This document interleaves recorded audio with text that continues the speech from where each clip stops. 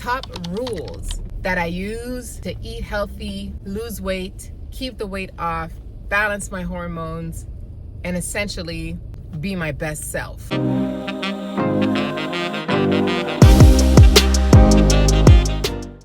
Rise and shine, people of God. These are rules that I use to make sure that I have proper digestion, low bloating, again, proper weight management, losing weight or keeping the weight off. All these principles have kept me stay in good shape recently and also gave me energy, helped my metabolism, again, my digestion. I'm able to be regular, which is unheard of. This was not a thing in my life. And overall, the rules that I use to be in a good mood and live my best life. These are rules, but they are not strict in the sense that I use them to have a certain order and a certain lifestyle practice that's actually manageable and sustainable. I cannot stand super restrictive diets, weighing my food or counting calories, none of that. I cannot keep that in my mind for too long. My problem with diets is that you can do it for a certain amount of time to look a certain way for the summer or to fit in a dress. But when you turn like 45, 55, 75, are you gonna still keep that up? I surely doubt it. So that's why I want to do things that are reasonable and keep me healthy long term. And all these principles are pretty much backed by science, lived, tried and true in my own life, in my own experience.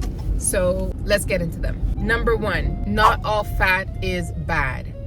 You have good fats. Some fats are not only just good for you, they are necessary. Your brain is majorly fat. You need fat in your brain for it to function. You need fat for your cells to move through your veins. You need good fats for your heart to work properly. Fat is the way that your blood flows through your veins. It's the way that your cell membranes are coated. It's all fat, good fats. So we need it. We cannot restrict ourselves from fat. That's when you have issues in your brain, in your mood, with depression. That's when you have issues with blood flow, issues with the heart. So we've stayed away from good fats for too long, thinking that all fat was bad. So what's one of the top causes of death these days?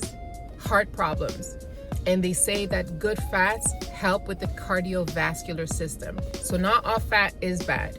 Number two, we only need about a fistful of carbs per day. So I don't know how that turns into grams or milligrams.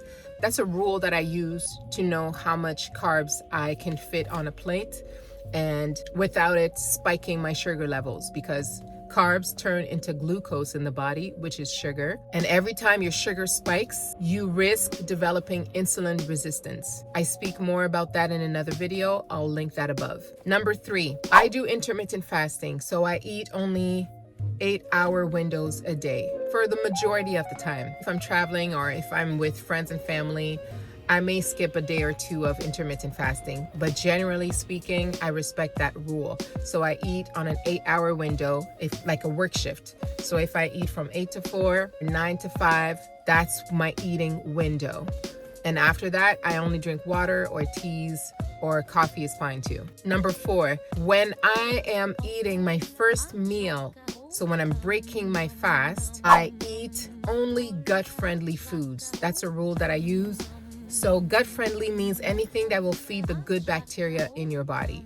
Anything that has pre or probiotics. Kombucha is a fermented drink, so that means it's really good for your gut. The good bacteria love what's in kombucha. Avocado also has pre and probiotics. You've heard of probiotic yogurts. Or you can take an actual probiotic supplement. And then I wait a few minutes before I actually have a full meal. Number five, unless it says on the label, I take my nutritional supplements, my health supplements with food. It's much easier to absorb the nutrients from your supplements if you're also digesting it with food, especially good fats. The fats will carry the nutrients and store the extra nutrients that your body doesn't need right away for later. If I'm gonna have some extra carbs, I try to have something acid beforehand. So You know how when you go to a restaurant, usually an appetizer, like a salad with a vinaigrette on top, that's usually your introduction before you have a heavier meal? There's a principle behind that. Your body is better equipped to deal with the sugar spike when you have something acid before. So it almost counteracts the sugar. So say I'm gonna have a big bowl of gluten-free pasta. I'll have maybe a shot of apple cider vinegar in some warm water beforehand, because I'm most likely gonna have a little bit more than just a fistful. So yeah, any type of vinaigrette or vinegar acid healthy drink or healthy substance will help to balance the sugar that you're about to take. So the carbs, again, that turn into glucose. Just like that, we're home. So another rule is also that sugar, if I'm gonna have sugar, it has to be under 10 grams. So I'm always looking at the labels to make sure that if I'm having a beverage or a snack, I look at the sugar quantity, and anything above 10 grams is really high. So I just have to mitigate that in my mind. 10 grams is a good rule of thumb. Oh, that's another rule of thumb too. Not every meal has to have meat. We overdo it in our society when it comes to like meat and having every dish with meat in it. It doesn't have to. You can have a no meat day. You can have a no meat week.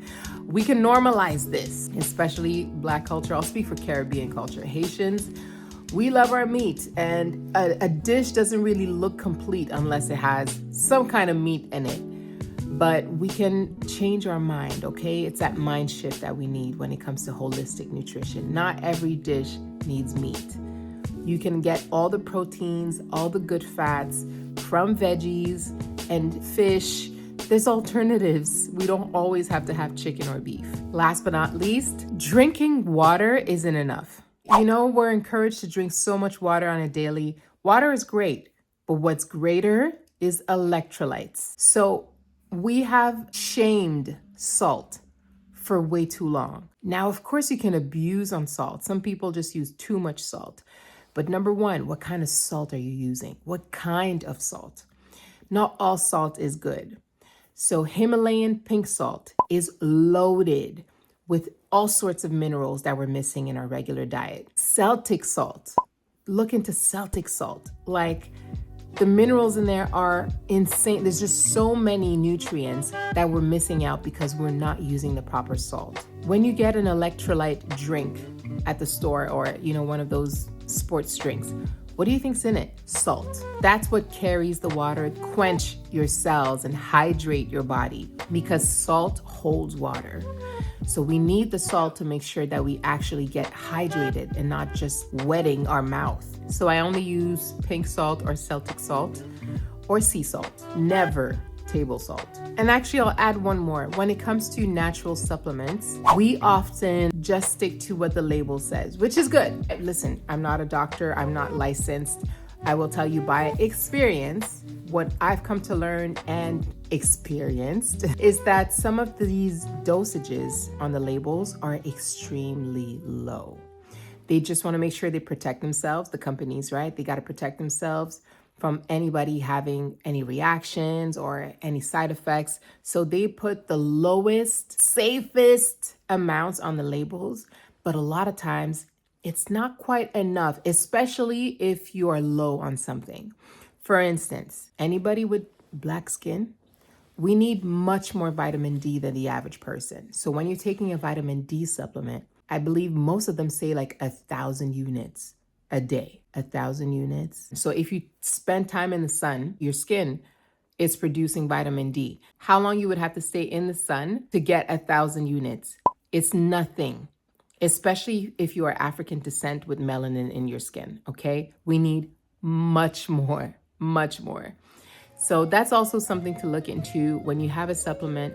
Ask your doctor, your naturopathic doctor, your holistic nutritionist, whoever you consult with, what's the safest amount that you can use? How high can you go for your body? But I will tell you right now, when it comes to vitamin D, and if you black, you need way more than 1,000 units. I personally go for 5 to 10, sometimes even 20,000 units a day. The benefits of vitamin D are insane. I will put some links below. You guys will be blown away. That's it. That's all I'm going to put in this video because I could go on. I wish you a beautiful day, a blessed day. I hope these guidelines are helpful to you. It just helps things stick in my brain. So again, I can do it long term, okay? We don't want to just be healthy today. We don't want it to just be a trend in our lives where we just get on this health kick for a few months or a couple of years. But no, make it a lifestyle, make it a journey, and make it fun. Keep it light. Health is for life. So we got time. We got time. Love you, and I will see you in my next video.